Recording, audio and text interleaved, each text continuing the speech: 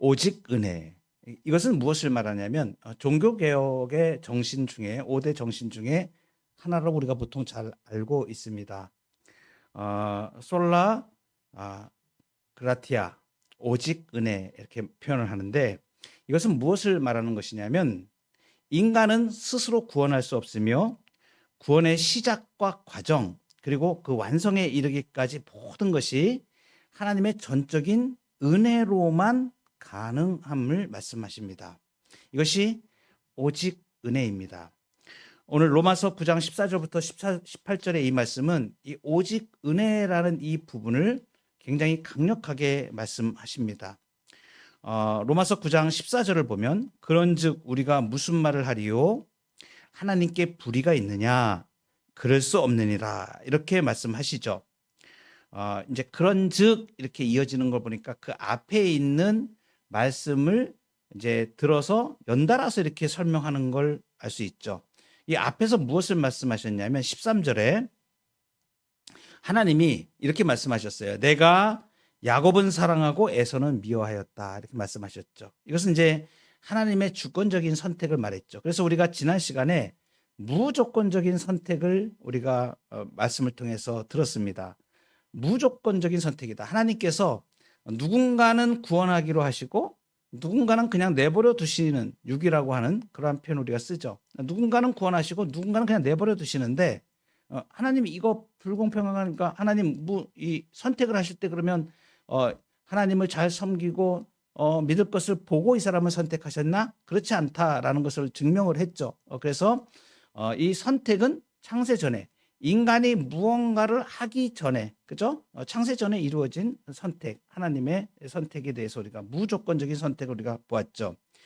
그러니까 이제 이 하나님의 선택을 이렇게 야곱은 사랑하고, 야곱은 사랑했다는 얘기는 야곱을 선택했다는 얘기입니다.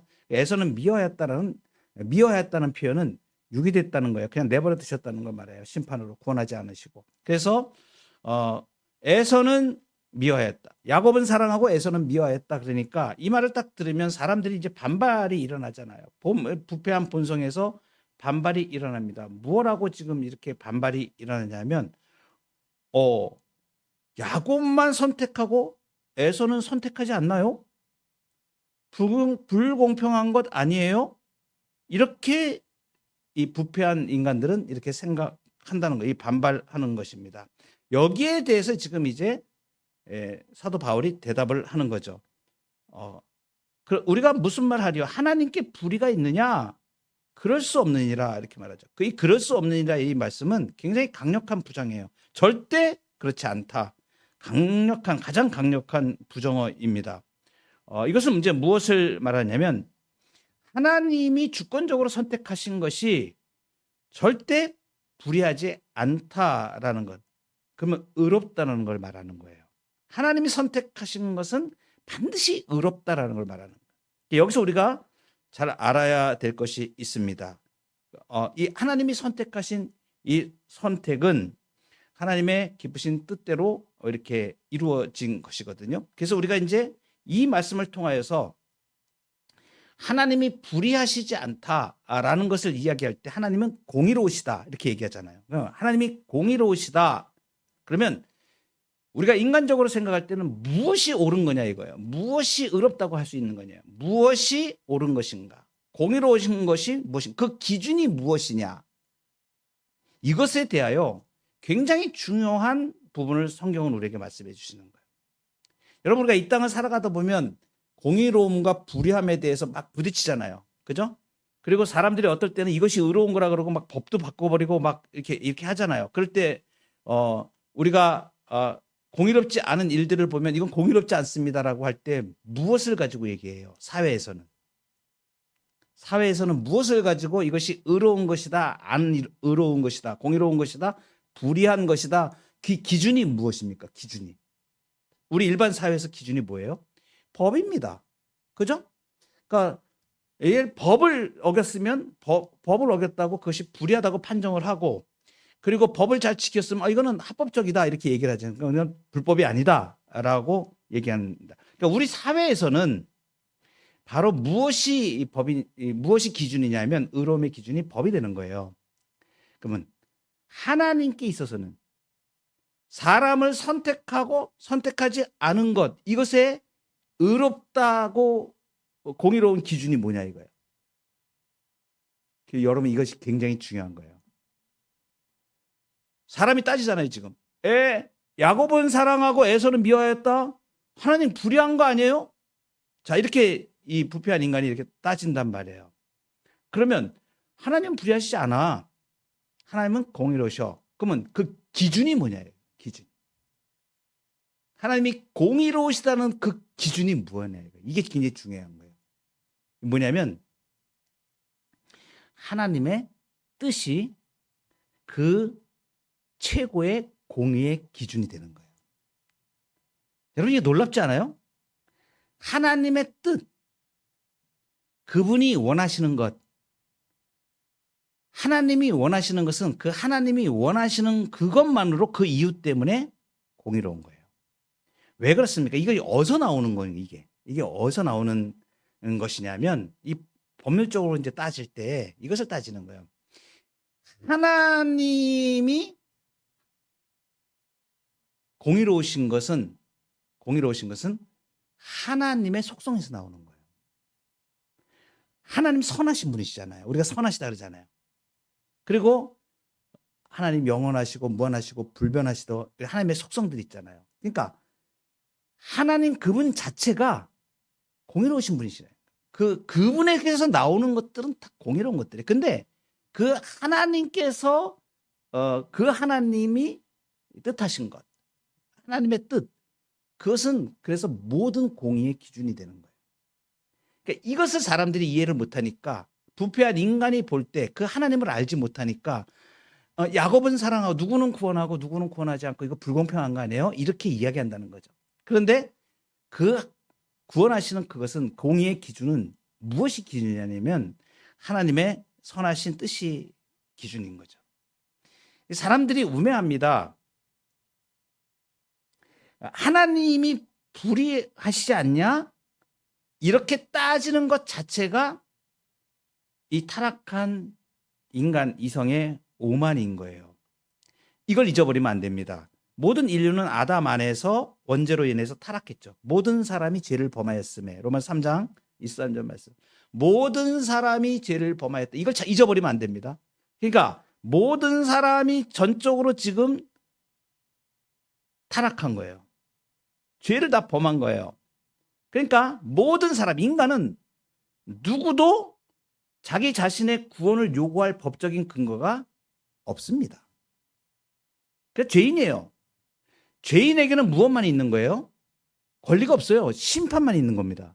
죄에 대한 심판만 있는 거예요. 그러니까 죄를 범한 인간은 누구도 구원을 요구할 법, 하나님 나는 왜 구원하지 않으세요? 이렇게 얘기할 수 있는 존재가 못 된다는 걸 말하는 거예요. 법적으로. 그죠? 요구할 권리가 아무것도 없어요. 그냥 진짜 아무도 구원받을 수 없는 거야. 그냥 내버려 두면 이 죄로 인하여서 죽을 수밖에 없는 존재가 바로 인간이라는 거죠. 다 지옥에 가도 마땅한 거예요. 그 죄인들 중에서 다 지옥에 갈 사람들이라니까요. 그런데 그 중에서 누군가를 구원해 내시는 것, 이것이 바로 은혜인 거예요. 하나님의 기쁘신 뜻에서 거저 주시는 것이에요. 그러니까 모든 사람은 다 죽을 수밖에 없고 누구도 나를 구원해 주세요 이렇게 요구할 자격 조건도 아무것도 없는 거예요. 그냥 죽을 수밖에 없는 자들이에요. 영원히 멸망할 수밖에 없는 자들. 죄값으로. 그런데 누군가를 건져내 주시는 것은 하나님의 진짜 은혜이, 그죠? 그러니까 누군가를 그냥 그대로 버려두는 건 뭐예요? 죄값으로 그 사람이 죽을 수 있는 걸 그대로 실행하시는 거예요. 이거 공의로우신 거예요, 하나님은.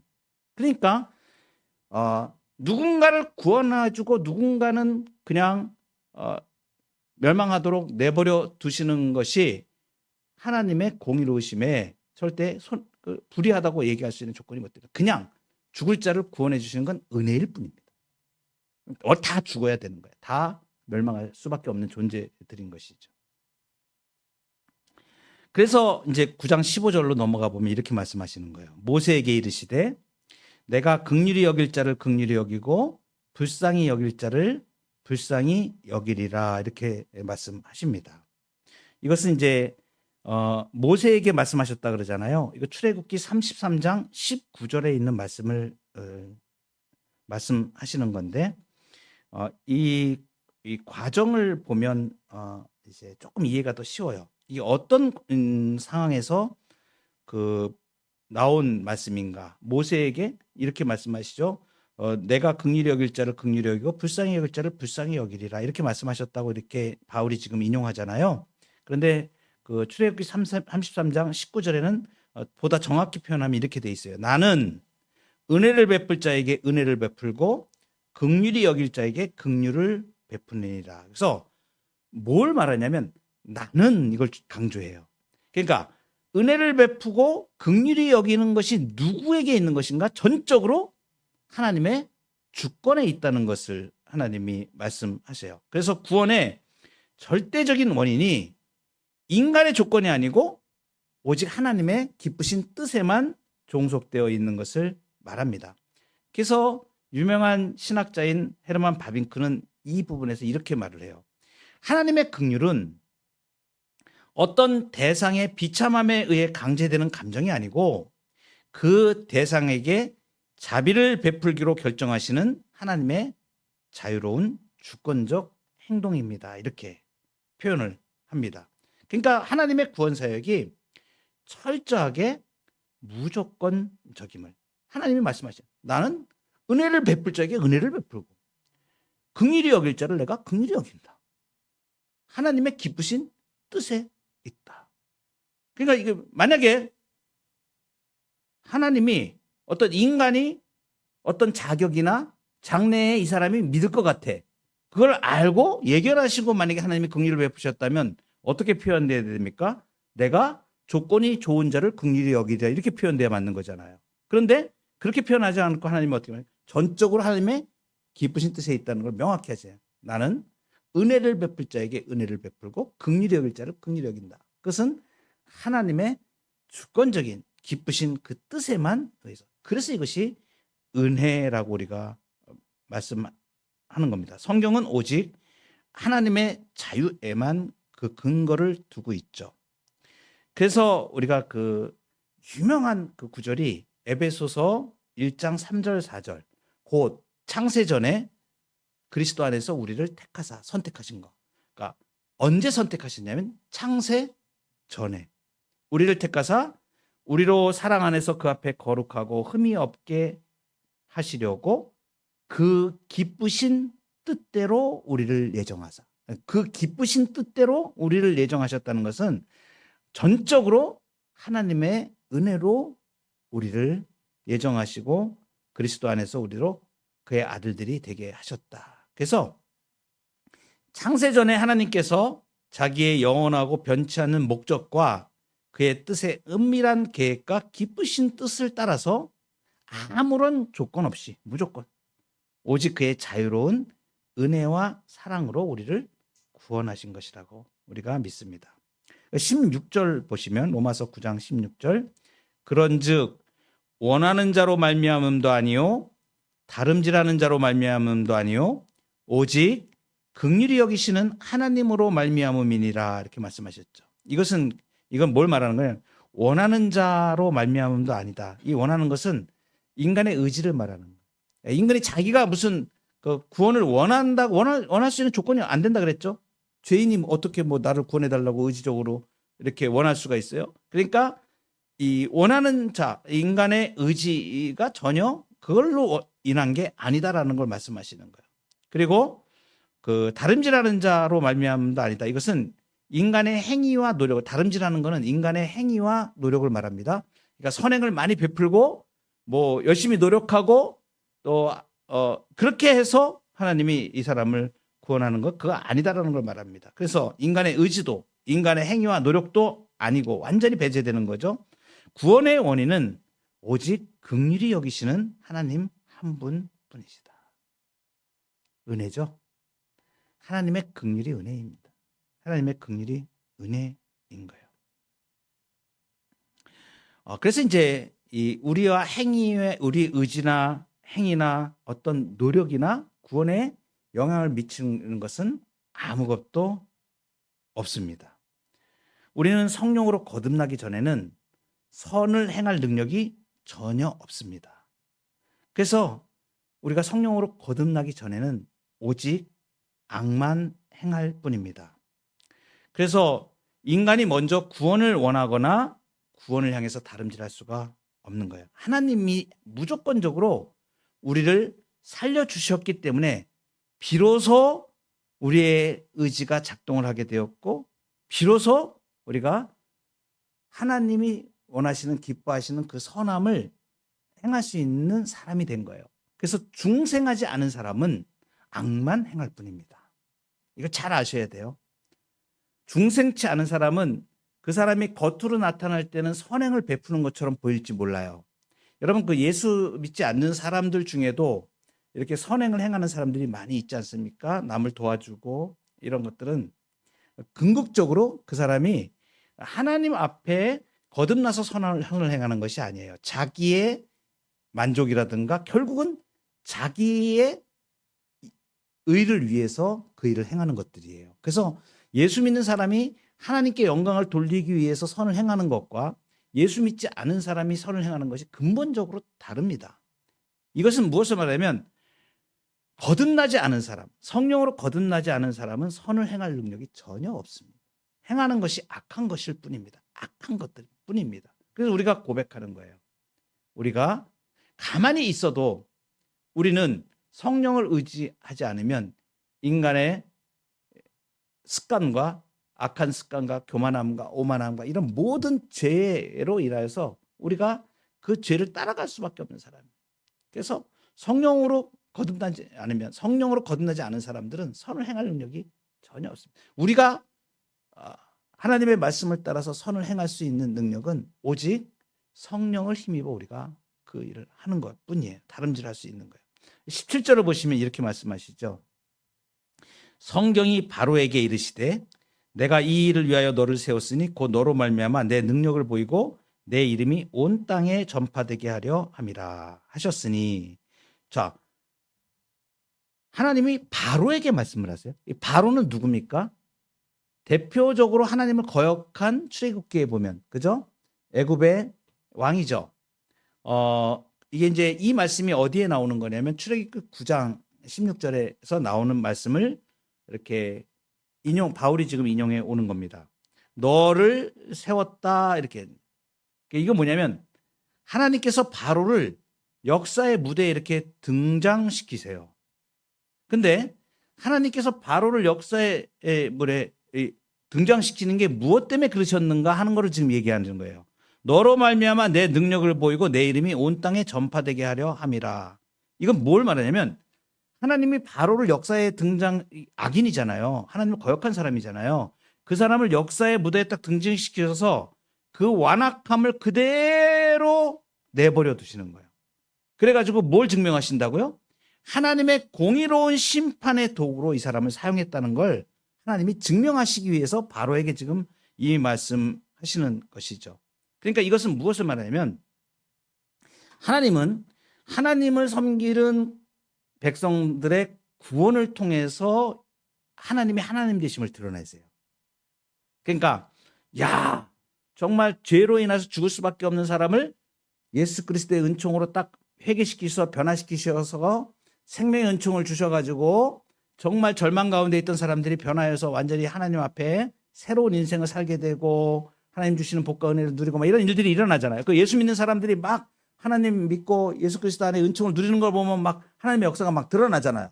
그건 어떻게 하는 거예요? 하나님께서 하나님이 사랑하는 백성의 구원을 통해서 하나님이 하나님 되심을 나타내시는 거예요. 구원의 하나님을 나타내시는 거예요. 그런데 또 한편으로 그러면 예수 믿지 않는 사람들, 유기된 자들은 그냥 내버려 두는가? 내버려 두잖아요. 하나님이 내버려 두는데 이 사람들을 통해서도 하나님은 영광을 받으시는 거예요. 어떻게? 바로 하나님을 섬기지 않고 자기의 고집대로 있는 자들이 어떻게 망하는가를 공의로운 심판을 통해서 하나님이 하나님 되심을 나타내시는 거예요. 그러면 예수 믿는 사람이든 예수 믿지 않는 사람이든 다 하나님께서는 영광의 도구로 사용하세요. 그러니까 예수 믿는 사람은 예수님 믿고 죄 용서함 받고 하나님의 은총을 찬송하다가 천국으로 가는 거고, 예수 믿지 않는 사람들은, 택함받지 못한 백성들은 어떻게 돼요? 이 땅에서 완악하게 하나님을 거역하다가 하나님의 영광을 드러내고 지옥 가는 거예요.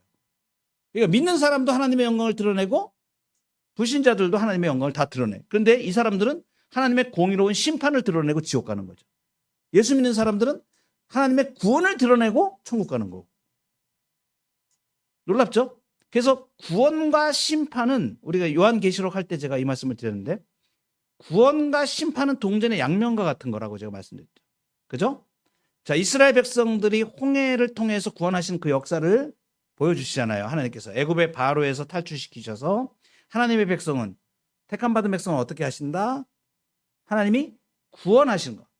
그죠? 애굽의 바로의 군대가 쳐들어오는데 홍해를 가르시고 기적적인 역사로, 그죠? 그래서 홍해를 가르시고 홍해를 건너게 하셔가지고 하나님께서 구원하시잖아요. 그래서 이 백성들이 하나님의 구원을 막 찬송하잖아요. 그죠? 그러니까 하나님의 구원이 이루어지는 거예요. 구원을 통해서 하나님의 영광을 보는 거예요. 그런데 반대로 바로는 어떻게 돼요? 바로의 군대들은 그들은 완전히 동시 패션이에요. 같이 일어난 일이에요. 홍해 사건에서 이 사람들은 홍해가 물이, 이스라엘 백성들이 다 건너가고 난 다음에 거기에 갇혀서 물이 잠겨가지고 전부 수장돼서 다 죽지 않습니까? 하나님께서 그 출애굽기에 보면 굉장히 아주 선명하게 이 말씀을 하세요. 이 일을 행하시는 게 무엇 때문이다? 내가 온 세계의 주권자이고 하나님이 온 우주의 창조자시고 주권자시고 섭리자시고 역사의 주관자이심을 드러내기 위해, 내 영광을 드러내기 위해서 이 바로의 군대를 명하한다. 이건 세상에 다 공포하신다고 말씀하시는 거예요. 다 드러내신다고 말씀하시는 거예요. 그러니까 악한 자를 심판하시면서 하나님의 영광을 드러내신 거예요. 하나님께서는. 그래서 이게 지금 버려두시는 것, 선택하지 않은 자들을 그냥 버려두심으로 하나님께서 공의롭게 심판의 도구로 이들을 사용하시는 것을 말하는 것이죠. 너무 놀라운 사건들입니다. 그래서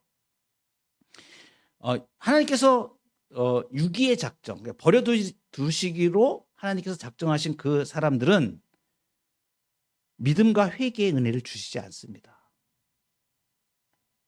그 마음이 강팍해져서 스스로 그 악한 길을 택해서 계속 악한 길로 가도록 내버려 두시는 거예요. 내버려 두시. 로마서 1장에 보면 여러 번 거듭해서 내어버려 두셨다. 그 성적으로 타락하고 하나님을 섬기지 않고 우상을 섬기는 것에 그냥 내버려 두셨다. 계속 그 말씀하시잖아요. 그러니까 믿음과 회개가 하나님의 첫점 은혜입니다. 그걸 깨닫게 하시고 제가 죄된 걸 알게 하시고 깨닫게 하시는 게 은혜인 것이죠. 그래서 이 유기된 자들은 믿음과 회개의 기회를 주시지 않고 그냥 그 길로, 그냥 악한 길로 가다가 멸망하도록 그냥 내버려 두시는데, 무엇 때문에 그러신다? 하나님이 공의를 드러내시는 거예요. 심판하시는 것을. 그래서 바로가 자기 탐욕과 완악함에 따라서 자발적으로 하나님을 대적하고, 그죠? 하나님은 그의 죄를 억제하지 않으시고 그대로 놔두시고, 그래서 출애굽의 거대한 구원 능력과 하나님의 살아계심을 온 천하에 알리시는 거죠. 그래서 이 피조물의 악함조차도 창조주 하나님의 영광을 드러내는 도구가 됩니다. 그래서 이제 결론으로 이제 말씀하시는 거예요. 오늘 로마서 9장 18절이 그 결론입니다. 그런즉 하나님께서 하고자 하시는 자를 긍휼히 여기시고 하고자 하시는 자를 완악하게 하시느니라. 구원할 자를 구원하시고 내버려 둘 자를 내버려 두시는. 여러분, 그러니까 우리가 구원받는 것은 오직 은혜로 되어진, 다 멸망받을 수밖에 없는 사람들이었는데 그 중에서 하나님의 기쁘신 뜻대로 우리를 예정하셔서 예수 그리스도 안에서 우리를 구원하여주죠. 여러분, 이 구원의 은총을 우리가 생각해 보면 어떻게 내가 예수님을 믿고 어떻게 내가 이 죄를 내가 깨달아 알게 되어졌고, 너무 신기하지 않으세요? 창세전에 나를 예정하시고 그리스도 안에서 나를 택하신 그 하나님의 은혜가 얼마나 놀라운 것입니다. 다 죽을 수밖에 없는 자들 가운데서 나를 택하셔서 구원의 은총을 베풀어 주신 것이에요. 그래서 하고자 하시는 자 이렇게 반복되잖아요. 여기서 18절에 보면 하나님께서 하고자 하시는 자를 긍휼히 여기시고 하고자 하시는 자를 완악하게 하신다. 긍휼과 완악하게 하심이 주체가 전적으로 누구시다? 하나님의 의지에 달려 있는 걸 말합니다. 여기서 완악하게 하신다 그러면은 하나님이 뭐 죄가 없는 인간의 마음에 악을 강제로 주입하신다 이런 뜻이 아닙니다. 야고보서에 보면 하나님은 악에게 시험을 받지도 않으시고 친히 아무도 시험하지 않으십니다. 그러니까 하나님은 악을 주입하는 분이 아니세요. 완악하게 하신다라는 이 표현은 무엇을 의미하는가? 이것은 하나님이 사람을 자꾸 악을 주입하셨다, 강제로 주입하셨다 이런 뜻이 아니에요. 완악하게 하신다는 건 뭐냐면 사법적인 성격을 말합니다. 하나님께서 죄인을 그냥 그 부패함 더러움 가운데 은혜를 베풀지 않으신 걸 말하는 거예요. 그냥 내버려 두시는 걸 말해요. 그러니까 완악하게 내버려 두셨다. 그래서 그 죄의 형벌로 마음이 더 단단해지게 만들어 놓으신, 그냥 내버려 두신, 이게 뭐예요? 이게 심판이에요. 여러분, 완악하게 됨으로 인해서 멸망할 자를 은혜를 베푸셔서 성령께서 감동하셔서 그 마음에 하나님을 알게 하시고 깨닫게 하시고 하시는 것이 은혜잖아요. 그냥 내버려 두시는 것은 공의로운 심판이에요. 그냥 죽음 가운데, 멸망 가운데 그냥 내버려 두시는. 그러니까 성령께서 우리를 부드럽게 하시는 그 은혜를 거두시면 타락한 인간의 마음은 스스로 완악해질 수밖에 없습니다. 그래서 우리에게 성령을 주셔서 내 마음을 감동해. 아, 하나님의 은혜로 있을 데 없는 자. 우리가 이렇게 찬송하면서 고백을 하잖아요. 성령께서 우리의 마음을 감동하셔서 부드럽게 하셔서 하나님을 알게 하시고 예수 그리스도의 은총을 알게 하시고 이 구원의 은혜를 베풀어 주신 것은 전적인 하나님의 긍휼의 역사입니다. 우리가 완악한 바로와 같이 되지 않고 이 자리에 앉아서 예배할 수 있는 유일한 이유가 바로 이것입니다. 이것은 우리에게 자격이 있어서가 아니고 하나님께서 창세 전에 그리스도 안에서 우리를 택하셨기 때문입니다. 그래서 에베소 1장 7절에 이렇게 고백을 해요. 그의 은혜의 풍성함을 따라 예수 그리스도의 피로 속량 곧 죄사함을 받았습니다. 그리고 에베소 1장 11절에 이렇게 말씀하시죠. 모든 일을 그의 뜻의 결정대로 일하시는 하나님의 계획을 따라 우리가 예정을 입어 예수 그리스도 안에서 하나님의 기업이 되었습니다. 그래서 우리를 구원하시는 하나님의 은혜, 하나님의 영광을 우리가 찬송합니다.